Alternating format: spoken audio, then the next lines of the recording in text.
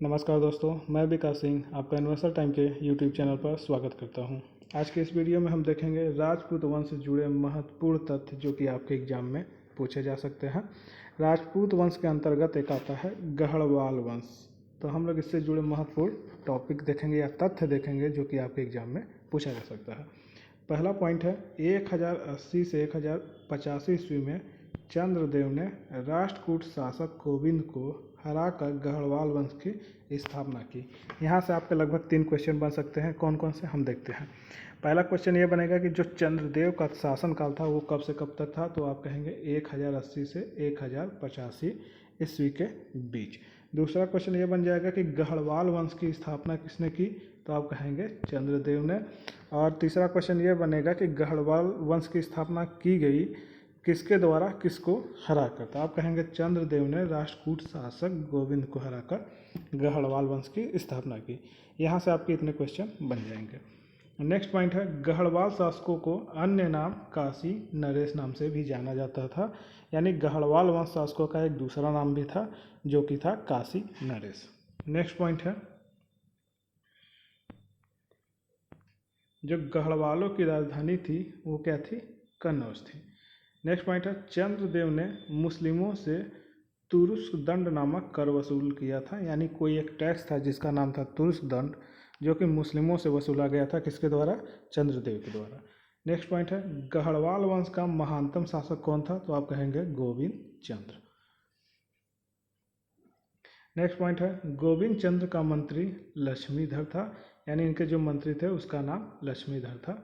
Next point है लक्ष्मीधर ने कृत्य कल्पतरु नामक ग्रंथ की रचना की थी। यानी आपसे पूछेगा कि कृत्य कल्पतरु नामक ग्रंथ की रचना किसके द्वारा की गई, तो आप कहेंगे लक्ष्मीधर द्वारा। और ये किसका मंत्री था, तो आप कहेंगे गोविंद चंद्र का। यहाँ से आपके लगभग इतने क्वेश्चन बन जाएंगे। नेक्स्ट पॉइंट है गढ़वाल वंश का अंतिम शासक कौन था, तो आप कहेंगे जयचंद। नेक्स्ट पॉइंट है जयचंद 1170 ईस्वी में गद्दी पर बैठा। यानी कि जो जयचंद्र है इनका शासनकाल 1170 ईस्वी से प्रारंभ होता है। नेक्स्ट पॉइंट है जयचंद्र की पुत्री संयोगिता का अपहरण पृथ्वीराज चौहान ने किया है। यहाँ से भी आपके लगभग 3 क्वेश्चन बन जाएंगे। कौन कौन से हम देख लेते हैं। पहला क्वेश्चन होगा कि जयचंद्र की पुत्री का क्या नाम था, तो आप कहेंगे संयोगिता। दूसरा क्वेश्चन ये पूछेगा कि जयचंद्र की पुत्री संयोगिता का अपहरण किसने किया, तो आप कहेंगे पृथ्वीराज चौहान ने किया था। नेक्स्ट पॉइंट है 1193 से 1154 ईस्वी में चंदावर के युद्ध में मोहम्मद गोरी ने जयचंद को पराजित कर उसकी हत्या कर दी थी। नेक्स्ट पॉइंट है संस्कृत का प्रसिद्ध कवि लक्ष्मीधर जयचंद के दरबार में रहता था। नेक्स्ट पॉइंट है आपका श्री हर्ष ने नैषध चरित्र ग्रंथ की रचना की। यानी आपके एग्जाम में पूछा जाएगा कि नैषध चरित्र ग्रंथ की स्थापना किसके द्वारा की गई, तो आप कहेंगे श्री हर्ष के द्वारा। नेक्स्ट पॉइंट है जो जयचंद का पुत्र था हरिश्चंद मोहम्मद गोरी के अधीन शासन करता था। यहाँ से आपके 2 क्वेश्चन बन जाएंगे। कौन कौन सा। पहला क्वेश्चन आपसे ये पूछेगा कि जयचंद्र का पुत्र का नाम क्या था, तो आप कहेंगे हरिश्चंद। और दूसरा क्वेश्चन ये पूछेगा कि इनका पुत्र हरिश्चंद किसके अधीन यानी किसके अंडर में वो शासन करता, तो आप कहेंगे मोहम्मद गोरी के अंडर में, यानी इसके अधीन वह शासन करता था। आगे हम लोग देखेंगे चौहान वंश से जुड़े महत्वपूर्ण तथ्य जो कि आपके एग्जाम में पूछे जा सकते हैं। पहला पॉइंट है चौहान वंश की स्थापना वासुदेव ने 6ठी सदी के अंत में अजमेर के निकट शाकंभरी में की। यानी आपसे यहाँ कितने क्वेश्चन बनेंगे उन सभी क्वेश्चनों को हम लोग देखेंगे। पहला क्वेश्चन ये बनेगा चौहान वंश की स्थापना किसके निकट की गई, तो आप कहेंगे अजमेर के निकट शाकंभरी में की गई। और इसकी स्थापना पूछेगा किस सदी के अंत में की गई, तो आप कहेंगे 6ठी सदी के अंत में। और तीसरा क्वेश्चन ये पूछेगा चौहान वंश की स्थापना किसके द्वारा की गई, तो आप कहेंगे वासुदेव के द्वारा। नेक्स्ट पॉइंट है वासुदेव ने अपनी राजधानी अहि छत्र में स्थापित की।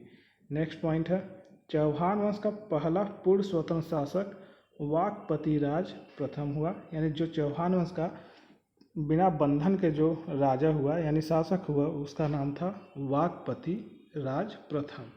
नेक्स्ट पॉइंट है राजस्थान के अजमेर नगर की स्थापना अजय राज ने की।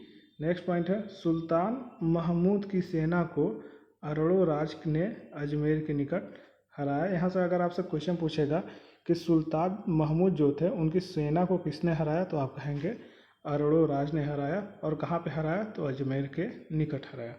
नेक्स्ट पॉइंट है अरोड़ोराज की हत्या उसके पुत्र जगदेव ने की। यहाँ से आपसे दो क्वेश्चन पूछ देगा। पहला क्वेश्चन ये पूछेगा कि अरोड़ोराज की पुत्र का नाम क्या था, तो आप कहेंगे इनके पुत्र का नाम था जगदेव। और इनकी हत्या किसके द्वारा की गई, तो इनके ही पुत्र जगदेव के द्वारा ही इनकी हत्या की गई। नेक्स्ट पॉइंट है अजय राज जैन धर्म का विरोधी था। यानी अजय राज जो था वो जैन धर्म का विरोध करता था, यानी इनके धर्म की निंदा करता था। नेक्स्ट पॉइंट है विग्रहराज तृतीय की रचना का नाम हरिकेली नाटक है। यानी आपसे क्वेश्चन पूछेगा एग्जाम में कि हरिकेली नाटक का रचनाकार कौन है या इनके रचयिता कौन है, तो आप कहेंगे विग्रहराज तृतीय। नेक्स्ट पॉइंट है विग्रहराज तृतीय का दरबारी कवि कौन था, तो आप कहेंगे सोमदेव। नेक्स्ट पॉइंट है चौहान वंश का सबसे शक्तिशाली विग्रहराज चतुर्थ था। यानी चौहान वंश का जो सबसे शक्तिशाली शासक था वो था विग्रहराज चतुर्थ। और इनका शासनकाल कब से कब तक था, तो आप कहेंगे 1153 से 1163 तक। तोमर राजाओं को हराकर दिल्ली पर इन्होंने अधिकार प्राप्त किया। यानी जो ये विग्रहराज चतुर्थ है इन्होंने तोमर राजाओं को हराया और दिल्ली पर अपना शासन किया, यानी अधिकार जमाया। नेक्स्ट पॉइंट है अढ़ाई दिन का झोपड़ा नामक मस्जिद में विग्रहराज चतुर्थ द्वारा निर्मित एक विद्यालय था। यानी जो अढ़ाई दिन का झोपड़ा है, जो फिलहाल में जिसको हम लोग मस्जिद के रूप में जानते थे, उसमें विग्रहराज चतुर्थ द्वारा निर्मित एक विद्यालय था। यानी जो अढ़ाई दिन का झोपड़ा था वो पहले एक विद्यालय था, बाद में उसको एक मस्जिद के रूप में बदल दिया गया। नेक्स्ट पॉइंट है सोमदेव ने ललित विग्रह ग्रंथ की रचना की। यानी ललित विग्रह ग्रंथ जो है उसके रचनाकार कौन है, तो वह है सोमदेव।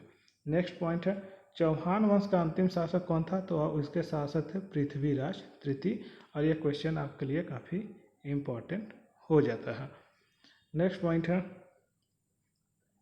चंदेल शासक परमारदेव को पृथ्वीराज तृतीय ने हराया, जिसमें आल्हा एवं उदल मारे गए थे। यहाँ से आपके दो क्वेश्चन बन सकते हैं। पहला क्वेश्चन ये होगा कि जो चंदेल शासक परमारदेव थे उनको किसने हराया, तो आप कहेंगे पृथ्वीराज तृतीय ने। और दूसरा क्वेश्चन पूछेगा कि इसमें कौन से दो प्रमुख लोग मारे गए, तो आप कहेंगे आल्हा एवं उदल। नेक्स्ट पॉइंट है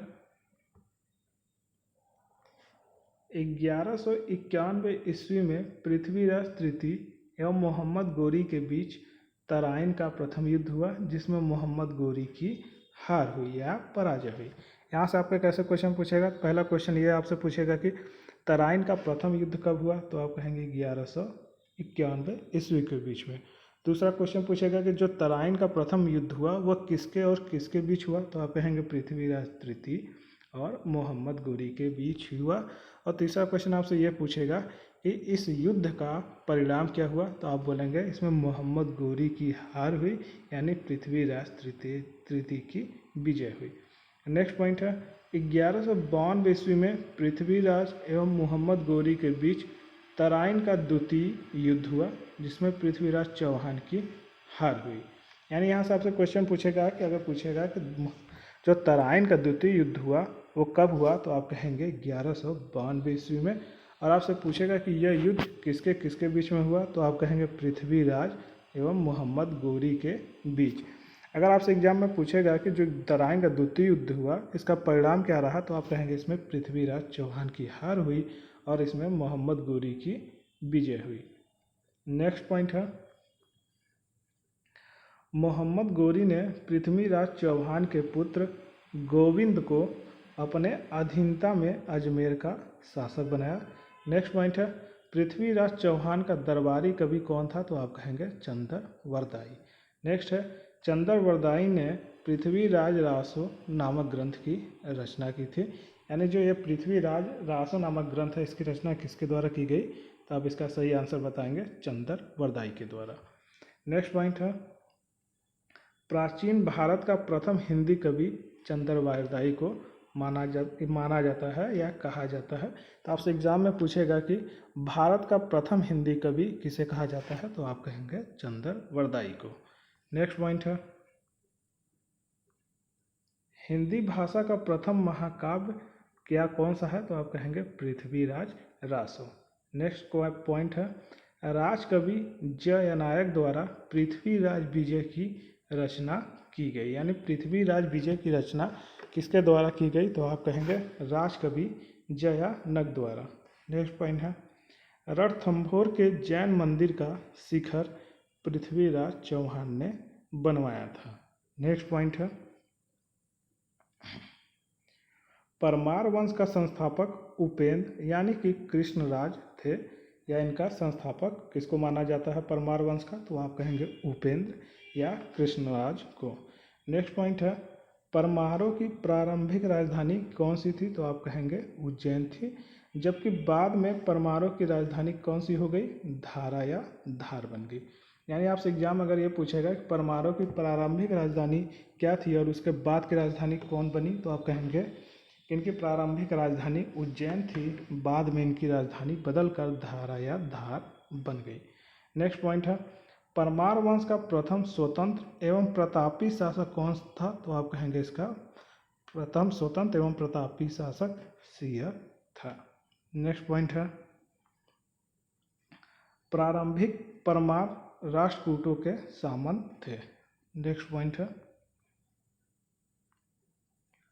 हुड़ों को परमार शासक मुज्ज ने हराया था, यानी हुड़ के जो परमार शासक थे उसको किसने हराया था, तो आप कहेंगे मुज्ज द्वारा इनको हराया गया।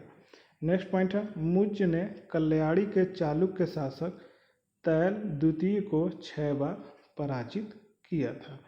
नेक्स्ट पॉइंट है, मुज्ज की राज्यसभा में 9 शहंशाह चरित के लेखक पद्मगुप्त परिमल, 10 रूप के लेखक धनंजय तथा यशोरु पावलोक के रचयिता धनिक विद्यमान थे। इतना इसमें क्वेश्चन बन सकता है। यहाँ 3 रचना दी गई है और तीनों रचनाकार के कवि के नाम पूछ सकता है, आप लोग इसको ध्यान से देख लें।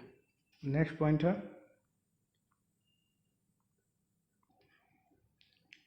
मुज्ज का छोटा भाई सिंधुराज 995 ईस्वी में गद्दी पर बैठा। यहाँ से आपके 2 क्वेश्चन बन जाएंगे, कौन कौन से। पहला क्वेश्चन ये पूछेगा कि मुज्ज का छोटा भाई कौन था, तो आप कहेंगे सिंधुराज, और दूसरा क्वेश्चन ये पूछेगा कि सिंधुराज कब अपने गद्दी पर बैठे या कब इनका शासनकाल प्रारंभ होता है, तो आप कहेंगे 995 ईस्वी में। नेक्स्ट पॉइंट है, सिंधुराज ने कुमार नारायण एवं शाहसांग की उपाधि धारण की थी, यानी जो आपका सिंधुराज है मुज्ज का छोटा भाई, इसके द्वारा 2 उपाधि धारण की गई, कौन कौन से, कुमार नारायण एवं शाहसांग की। नेक्स्ट पॉइंट है, मुज्ज ने श्री वल्लभ, पृथ्वी वल्लभ एवं अमोघ वर्ष की उपाधि भी धारण की थी। नेक्स्ट पॉइंट है, धार नगरी को भोज परमार ने स्थापित किया एवं उसे अपनी राजधानी बनाई। धार नगरी की स्थापना किसके द्वारा की गई, तो आप कहेंगे भोज परमार के द्वारा। नेक्स्ट पॉइंट है, भोजपुर शहर तथा भोज सागर तालाब भोज परमार ने बनवाया, यानी जो इनका निर्माण करवाया गया वो किसके द्वारा करवाया गया, तो भोज परमार के द्वारा। नेक्स्ट पॉइंट है, भोज परमार ने केदारेश्वर, सोमेश्वर, सोमनाथ, रामेश्वर तथा सुडार आदि मंदिरों का निर्माण करवाया, यानी इन सभी का जो मंदिरों का निर्माण किसके द्वारा करवाया गया, तो आप कहेंगे भोज परमार के द्वारा। नेक्स्ट पॉइंट है, भोज को कविराज उपनाम से भी जाना जाता है। भोज ने अपनी राजधानी में सरस्वती मंदिर का भी निर्माण करवाया था। यहाँ से आपके 2 क्वेश्चन पूछे जा सकते हैं, कौन कौन से। पहला ये पूछेगा कि कविराज उपनाम से किसे जाना जाता है, तो आप कहेंगे भोज को। और दूसरा क्वेश्चन ये पूछेगा कि सरस्वती मंदिर का निर्माण किसके द्वारा करवाया गया, तो आप इसका भी आंसर देंगे भोज के द्वारा करवाया गया। नेक्स्ट पॉइंट है, भोज की रचनाएं, यानी भोज के द्वारा कुछ रचनाएं की गई, कौन कौन से थे। समारांग सूत्रधार एवं सरस्वती कंठाभरण, सिद्धांत संग्रह एवं आयुर्वेद सर्वस्व इनके द्वारा रचनाएं की गई। नेक्स्ट पॉइंट है भोज के समय साहित्य का मक्का धारा को कहा जाता था, और ये काफ़ी इम्पॉर्टेंट है। यहाँ से आप क्या एग्जाम में पूछेगा ये कि साहित्य का मक्का किसे कहा जाता है, तो आप कहेंगे धारा को। नेक्स्ट पॉइंट है चंदेल वंश के अभिलेख बांदा, कालिंजर, खजुराहो, महोबा तथा अजयगढ़ से मिले हैं। यानी चंदेल वंश के जो अभिलेख यानी जो उनसे हमें जानकारी मिलती है वो कहाँ कहाँ से प्राप्त हुए, तो आप कहेंगे बांदा, कालिंजर, खजुराहो, महोबा, अजयगढ़ से इनके अभिलेख प्राप्त हुए हैं। नेक्स्ट पॉइंट है चंदेल वंश का संस्थापक किसे माना जाता है, तो आप कहेंगे नन्नू को। और नेक्स्ट पॉइंट है चंदेलों की राजधानी कहाँ थी, तो वो थी खजुराहो। चंदेलों की प्रारंभिक राजधानी कालिंजर यानी महोबा थी। नेक्स्ट पॉइंट है खजुराहो के प्रसिद्ध चतुर्भुज मंदिर का निर्माण यशोवर्मन द्वारा करवाया गया। यहाँ से अगर आपसे एग्जाम में पूछेगा कि चतुर्भुज मंदिर जो कि खजुराहो में स्थित है उसका निर्माण किसके द्वारा करवाया गया, तो आप कहेंगे इसका निर्माण यशोवर्मन द्वारा कराया गया, और यही आपका सही आंसर होगा। नेक्स्ट पॉइंट है यशोवर्मन ने अपनी राजधानी महोबा बनाई। प्रतिहार राजा देवपाल को यशोवर्मन ने हराया तथा विष्णु प्रतिमा भी छीनकर इनसे लाया। यहाँ से आपके दो क्वेश्चन बन जाएंगे, कौन कौन से वो देखेंगे हम लोग। पहला क्वेश्चन ये पूछेगा कि राजा देवपाल को किसके द्वारा हराया गया, तो आप कहेंगे यशोवर्मन द्वारा। और दूसरा क्वेश्चन ये पूछेगा कि भगवान विष्णु की प्रतिमा छीन कर लाने वाले कौन थे, तो आप कहेंगे यशोवर्मन। अगर आपसे तीसरा क्वेश्चन ये पूछ ले कि इन्होंने किसको हरा कर ये विष्णु प्रतिमा छीनी थी, तो आप कहेंगे प्रतिहार राजा देवपाल को हराकर। नेक्स्ट पॉइंट है चंदेल वंश का सबसे प्रसिद्ध राजा कौन था, तो आप कहेंगे इसका सबसे प्रसिद्ध राजा धंगदेव थे। धंगदेव ने प्रयाग संगम में जल समाधि ली थी। यानी जो ये धंगदेव हैं इन्होंने अपना प्राण को कैसे त्यागा, इन्होंने जल में समाधि लेकर अपने प्राण को त्यागे। नेक्स्ट पॉइंट है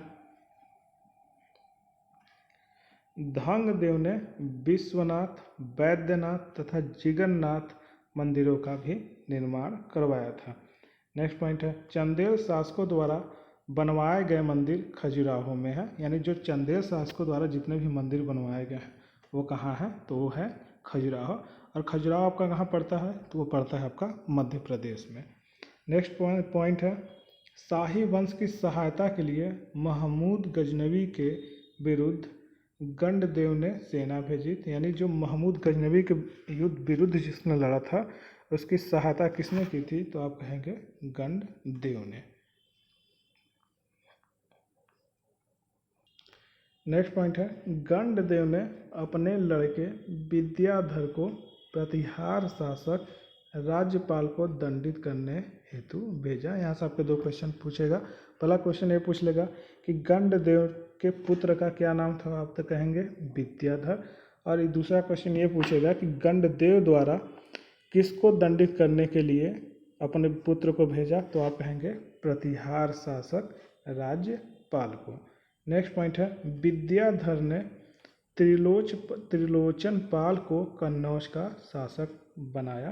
यहाँ से आपसे पूछेगा कि त्रिलोचन पाल को कहाँ का शासक बनाया गया, तो आप कहेंगे कन्नौज के शासक बनाया गया। और आपसे पूछेगा कि किसने बनाया, तो आप कहेंगे विद्याधर ने। अब विद्याधर किसके पुत्र थे, तो आप कहेंगे गंडदेव के। नेक्स्ट पॉइंट है आल्हा एवं उदल नामक योद्धा किसके दरबार में रहते थे, तो आप कहेंगे परमार्द देव के ये शासन काल में यानी दरबार में रहते थे। नेक्स्ट पॉइंट है चंदेल वंश का अंतिम शासक वीरवर्मन द्वितीय था। नेक्स्ट पॉइंट है अंतिम रूप से 1309 ईस्वी में अलाउद्दीन खिलजी ने चंदेल राज्य को अपने साम्राज्य में मिला लिया था। चंदेलों द्वारा निर्मित कंदारिया महादेव मंदिर सर्वाधिक प्रसिद्ध है, जिसका निर्माण धंगदेव ने करवाया था। यहाँ से आपके दो क्वेश्चन बन जाएंगे। पहला क्वेश्चन ये पूछेगा कि कदरिया महादेव मंदिर को किसने बनवाया था, तो आप कहेंगे चंदेलों द्वारा यह मंदिर बनवाया गया। और इसके निर्माण का कार्य किसके द्वारा किया गया, तो आप कहेंगे धंगदेव के द्वारा। नेक्स्ट पॉइंट है चंदेल राजाओं ने ही सर्वप्रथम देवनागरी लिपि का प्रयोग अपने लेखों में करवाया था। और जैसे कि आप लोगों को पता होगा कि देवनागरी लिपि में ही हिंदी को लिखा जाता है। नेक्स्ट पॉइंट है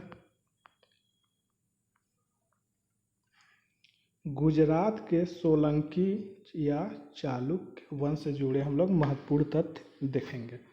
पहला पॉइंट है गुजरात के चालुक्य अथवा सोलंकी वंश की स्थापना मूलराज प्रथम ने 942 ईस्वी में की थी। यहाँ से आपके दो क्वेश्चन बन जाएंगे। पहला कौन सा बनेगा, पहला ये पूछेगा कि सोलंकी वंश की स्थापना कब की गई, तो आप कहेंगे 942 ईस्वी में। और इसकी स्थापना किसके द्वारा की गई, तो अब आप कहेंगे मूलराज प्रथम के द्वारा। और कहाँ पे की गई, तो आप कहेंगे गुजरात के में। नेक्स्ट है चालुक्यों की राजधानी कहाँ थी, तो आप कहेंगे अहिलवाड़ा में इनकी राजधानी थी।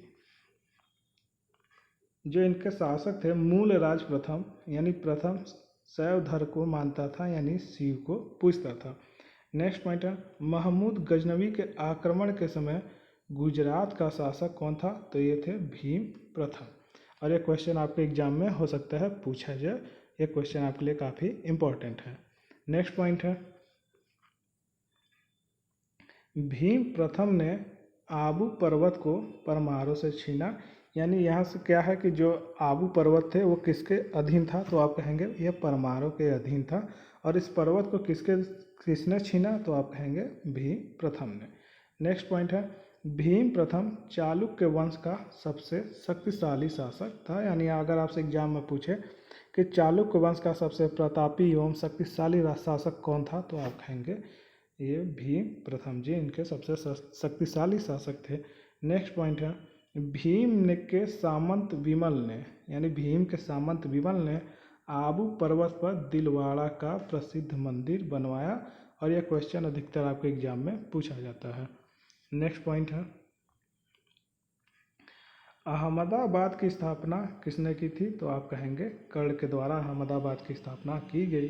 नेक्स्ट पॉइंट है जय सिंह ने 1094 ईस्वी में गद्दी पर बैठा। यानी इन्होंने 1094 ईस्वी से अपना शासनकाल प्रारंभ किया। नेक्स्ट पॉइंट है जय सिंह ने सिद्धराज की उपाधि धारण की थी।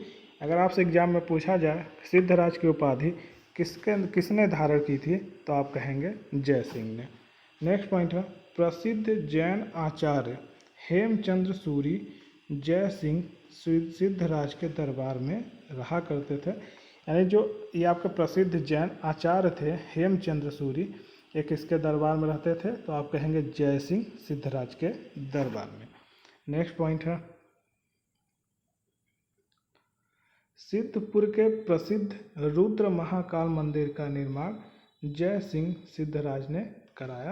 यहाँ से आपसे दो क्वेश्चन बन सकते हैं। कौन कौन सा, पहला कि जो सिद्धपुर का रुद्र का महाकाल का मंदिर का निर्माण किसने कराया, तो आप कहेंगे जय सिंह सिद्धराज ने। और दूसरा क्वेश्चन ये पूछेगा कि जो रुद्र महाकाल मंदिर का निर्माण जय सिंह सिद्धराज ने कराया वो कहाँ है, तो आप कहेंगे ये है सिद्धपुर में। नेक्स्ट पॉइंट है हेमचंद्र सूरी ने कुमारपाल चालुक्य शासक को जैन धर्म के प्रभाव में लाया। यानी इन्होंने जो हेमचंद्र सूरी थे उसको कुमारपाल जो कि चालुक्य शासक था जैन धर्म के बारे में बताया। यानी उसको वो धर्म अच्छा लगा, ऐसा उसने उसको बताया।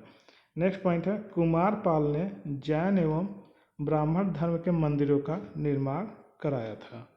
नेक्स्ट पॉइंट है सभी चालुक्य शासक किसके उपासक थे, तो आप कहेंगे ये शिव के उपासक थे। नेक्स्ट पॉइंट है 1178 ईस्वी में आबू पर्वत के निकट मोहम्मद गोरी को मूलराज द्वितीय ने हराया था। नेक्स्ट पॉइंट है गुजरात का अंतिम हिंदू शासक कौन था, तो आप कहेंगे हिंदू शासक अंतिम कर्ण था। और ये क्वेश्चन या ये पॉइंट काफ़ी इम्पॉर्टेंट है, हो सकता है आपके एग्जाम में पूछा जाए। नेक्स्ट पॉइंट है, कर्ण की रानी कमला देवी एवं बेटी देवल देवी को अलाउद्दीन खिलजी ने अपहरण करवाया था। यहाँ से आपके 2-3 क्वेश्चन बन सकते हैं। कौन कौन से? पहला पूछेगा कि कर्ण की रानी का क्या नाम था, तो आप कहेंगे कमला देवी। और पूछेगा अगर इनकी बेटी का नाम कौन था, तो आप कहेंगे इनकी बेटी थी देवल देवी। अगर आपसे ये पूछे कि इनकी पत्नी और इनकी बेटी का अपहरण किसके द्वारा करवाया गया, तो आप कहेंगे अलाउद्दीन खिलजी। इस पॉइंट से ये आपके 3 क्वेश्चन बन सकते थे, जो कि हो सकता है आपके एग्जाम में पूछा जाए। नेक्स्ट पॉइंट है, वस्तुपाल एवं तेजपाल भीम द्वितीय के मंत्री थे। माउंट आबू पर बीमल का जैन मंदिर वस्तुपाल एवं तेजपाल ने बनवाया। नेक्स्ट पॉइंट है, जय सिंह सिद्धराज ने माउंट आबू पर्वत पर एक मंडप का निर्माण कर अपने 7 पूर्वजों की गजारोही मूर्तियों की भी स्थापना की थी। नेक्स्ट पॉइंट है, मोंडेरा का सूर्य मंदिर चालुक्य सोलंकी राजाओं ने बनवाया था। यानी आपसे अगर एग्जाम में पूछे कि सूर्य मंदिर जो कि चालुक्य राजाओं ने बनवाया था वो कहाँ था, तो आप कहेंगे वो था मोंडेरा में। आगे हम लोग देखेंगे त्रिपुरी के कलचुरी वंश, या जिसे हम लोग चेदी वंश के भी नाम से जानते हैं। पहला पॉइंट ये बनता है, कलचुरी वंश को का अन्य नाम क्या है, तो इसका अन्य नाम है हायहा। और ये हो सकता है आपके एग्जाम में पूछा जाए, काफ़ी इम्पोर्टेंट है।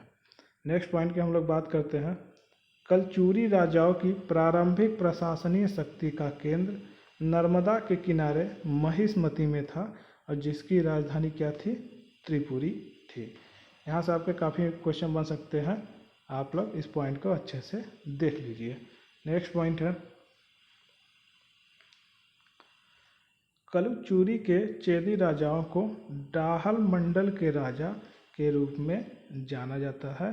नेक्स्ट पॉइंट है, कलचुरी वंश का संस्थापक कोकल प्रथम 845 ईस्वी में था। यानी यहाँ से आपके 2 क्वेश्चन बन सकते हैं। कौन कौन से? कलचुरी वंश का संस्थापक किसे माना जाता है, तो आप कहेंगे कोकल प्रथम को। और दूसरी बात है कि पूछेगा कि कोकल प्रथम का शासनकाल ये कब राजगद्दी पर बैठे, तो आप कहेंगे 845 ईस्वी में। नेक्स्ट पॉइंट है, कोकल प्रथम ने चंदेल तथा राष्ट्रकूट शासकीय वंशों में वैवाहिक संबंध स्थापित किए। यानी इन्होंने वैवाहिक संबंध बनाया और अपने राज्य का प्रसार इन्होंने किया। नेक्स्ट पॉइंट है, राजशेखर कलचुरी नरेश युवराज के दरबार में रहा। राजशेखर ने काव्य मीमांसा की रचना की थी, और ये पॉइंट काफ़ी इम्पॉर्टेंट है। आपसे एग्जाम में अक्सर पूछा जाता है कि काव्य मीमांसा की रचना किसके द्वारा की गई, तो आप कहेंगे राजशेखर ने की गई या राजशेखर के द्वारा की गई। नेक्स्ट पॉइंट है, राजशेखर ने विद्धशाल भंजिका युवराज प्रथम के गुणगान में लिखा। यानी जो ये राजशेखर हैं, युवराज प्रथम के तारीफ करने के लिए इन्होंने विद्धशाल भंजिका नामक ग्रंथ का लिखा, जो कि उनका वर्णन करता था, यानी उनकी तारीफ करता था। नेक्स्ट पॉइंट है, कलचुरी वंश का शासक कौन था, तो आप कहेंगे विजय सिंह कलचुरी वंश के शासन के अंतर्गत आते हैं। नेक्स्ट पॉइंट है, चंदेल राजा त्रिलोक वर्मन ने कलचुरियों को पराजित कर डाहल मंडल पर अधिकार कर लिया। नेक्स्ट पॉइंट है,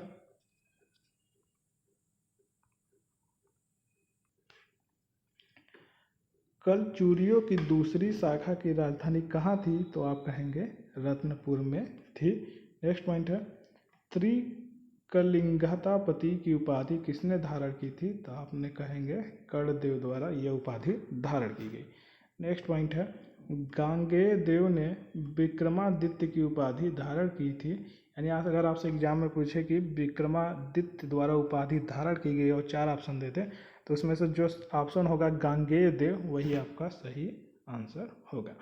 नेक्स्ट पॉइंट है, कलचुरी वंश का महानतम शासक कौन था, तो आप कहेंगे गांगेय देव थे।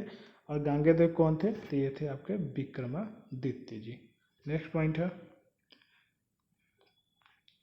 गांगेय देव ने 1019 से 1041 ईस्वी तक राज्य किया, या इनके शासनकाल का जो समय था वो था 1019 से 1041 ईस्वी तक।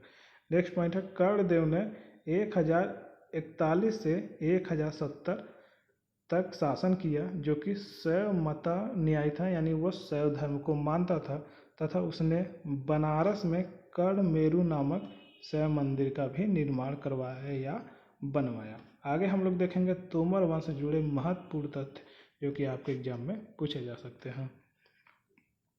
पहला पॉइंट है तोमर वंश का संस्थापक अनंगपाल ने किया था।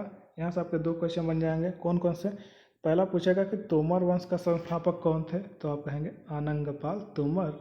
और पूछेगा कि इनके द्वारा कब तोमर वंश की स्थापना की गई, तो आप कहेंगे 736 ईस्वी में, और इनका इसी समय से शासनकाल प्रारंभ भी होता है। नेक्स्ट पॉइंट है दिल्ली की स्थापना अनंगपाल तोमर ने की थी। नेक्स्ट है तोमर की राजधानी ढिल्लिका, यानी जो कि अब दिल्ली के रूप में जाना जाता है, वहीं पर इनकी राजधानी थी। नेक्स्ट पॉइंट है राजा जौला तोमर वंश का सामंती सरदार था, यानी अगर आपसे पूछेगी तोमर वंश का सामंती सरदार कौन था, तो आप कहेंगे राजा जौला। नेक्स्ट पॉइंट है तोमर वैष्णव धर्म के अनुयायी थे, यानी वो वैष्णव धर्म को भी मानते थे और उनका पालन करते थे। नेक्स्ट पॉइंट है सिसोदिया वंश, यानी इससे भी जितने भी क्वेश्चन बन सकते हैं उन सभी क्वेश्चनों को हम लोग देखेंगे। पहला है सिसोदिया वंश का शासन कहाँ पर था, तो वो मेवाड़ पर था। इस वंश के राजपूत सूर्यवंशी कुल से अपना संबंध बताते हैं। दूसरा पॉइंट है हमीर देव ने सिसोदिया वंश की स्थापना की थी। अगर आपसे पूछा जाए कि सिसोदिया वंश की स्थापना किसके द्वारा की गई, तो आप कहेंगे हमीर देव के द्वारा। नेक्स्ट पॉइंट है सिसोदिया वंश की, जिसे हम लोग मेवाड़ के नाम से भी जानते हैं, इनकी राजधानी कहाँ थी, तो आप बताएंगे इनकी राजधानी चित्तौड़ थी। नेक्स्ट पॉइंट है राणा कुंभा ने विजय स्तंभ का निर्माण अपनी विजयों के उपलक्ष्य में करवाया था। यानी अगर आपसे एग्जाम में पूछे कि विजय स्तंभ का निर्माण किसके द्वारा करवाया गया, तो आप कहेंगे राणा कुंभा द्वारा। अगर आपसे ये पूछे कि इनके विजय स्तंभ क्या दर्शाता है, तो आप कहेंगे ये राणा कुंभा के विजय को दर्शाता है। नेक्स्ट पॉइंट है विजय स्तंभ कहाँ स्थित है, तो आप कहेंगे चित्तौड़गढ़ में ये स्थित है। अगला पॉइंट है राणा कुंभा संगीत का सर्वाधिक शौकीन था, यानी उसको जो संगीत था उसको बहुत अच्छा लगता था, यानी वो उसको बहुत प्रिय था। नेक्स्ट पॉइंट है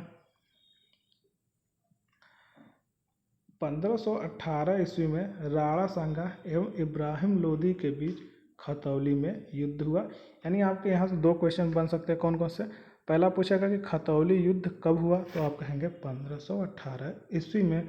अगर पूछेगा खतौली युद्ध में का युद्ध किसके द्वारा लड़ा गया, तो आप कहेंगे राणा सांगा एवं इब्राहिम लोदी के बीच में। नेक्स्ट पॉइंट है 1527 ईस्वी में राणा सांगा एवं बाबर के बीच युद्ध हुआ, जिसे हम लोग खानवा युद्ध के रूप में भी जानते हैं। यहाँ से भी आपके 2 क्वेश्चन बन जाएंगे। कौन कौन सा? पहला क्वेश्चन पूछेगा कि खानवा का युद्ध कब हुआ, तो आप कहेंगे 1527 ईस्वी में। और पूछेगा किसके किसके बीच हुआ, तो आप कहेंगे राणा सांगा एवं बाबर के बीच में। नेक्स्ट पॉइंट है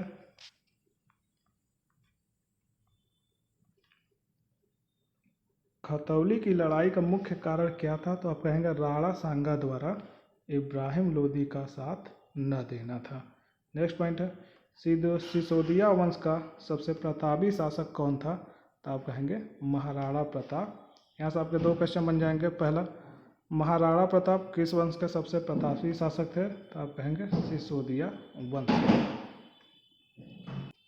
नेक्स्ट पॉइंट है 1576 ईस्वी में प्रसिद्ध युद्ध हल्दी घाटी युद्ध अकबर और महाराणा प्रताप के बीच हुआ था। यहाँ से आपके 2 क्वेश्चन बन जाए। कौन कौन से? हल्दी घाटी का युद्ध कब हुआ, तो आप कहेंगे 1576 ईस्वी में। और किसके किसके बीच हुआ, तो आप कहेंगे अकबर और महाराणा प्रताप के बीच में। नेक्स्ट पॉइंट है महाराणा प्रताप का पराक्रमी सेनापति कौन था, तो आप कहेंगे झाला सरदार। नेक्स्ट पॉइंट है और इम्पॉर्टेंट है महाराणा प्रताप के घोड़े का नाम क्या था, तो इनके घोड़े का नाम चेतक था। आज के लिए सिर्फ इतना ही। आशा करता हूँ आप लोगों को वीडियो पसंद आया हो। वीडियो पसंद आया हो तो वीडियो को लाइक करें और अपने दोस्तों के साथ शेयर करें, और वीडियो में जो कमी हो और सुझाव हो उसके लिए कमेंट करें और उसको बताएं। वीडियो देखने के लिए आपका तहे दिल से धन्यवाद।